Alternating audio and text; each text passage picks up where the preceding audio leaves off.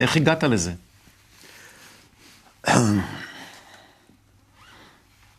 באתי לזה דרך שינוי. שינוי גורם לדיזינטגרציה. למה? כי הכל זה מערכת. כל מה שאתם רואים זה מערכת. אתה מערכת עם כל מיני תת מערכות, אדם ועצבים וכן הלאה. ומה שאני, וארגון, גם יש לו ארגון, יש לו מערכת, יש לו תת מערכת שיווק, תת מערכת מחירות, תת מערכת פיננסי, הכל זה תת מערכות. מדינה זה מערכת עם תת מערכות.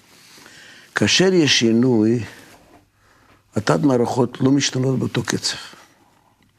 יש כאלה שהולכות יותר מהר, אלה שהולכות יותר לאט. שיווק למשל מהר מאוד משתנה. חשבונאות, שנחיה מספיק חיים להגיע לשם, הם משתנים לאט. זה מביא לדיסאינטגרציה. והדיסאינטגרציה מתבטאת במה שאנחנו קוראים בעיות. מה זה בעצם בעיה? ביטוי של דיסאינטגרציה. אם אנחנו חולים, יש דיסאינטגרציה בגוף, יש מחלה. וזה בלתי נמנע. בוא נגיד ככה, דיסאינטגרציה היא בלתי נמנעת.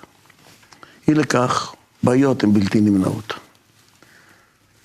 וככל שהשינוי יותר מהיר, כן הבעיות יותר מהירות. ואנחנו חיים היום בעולם של סטרס בלתי רגיל.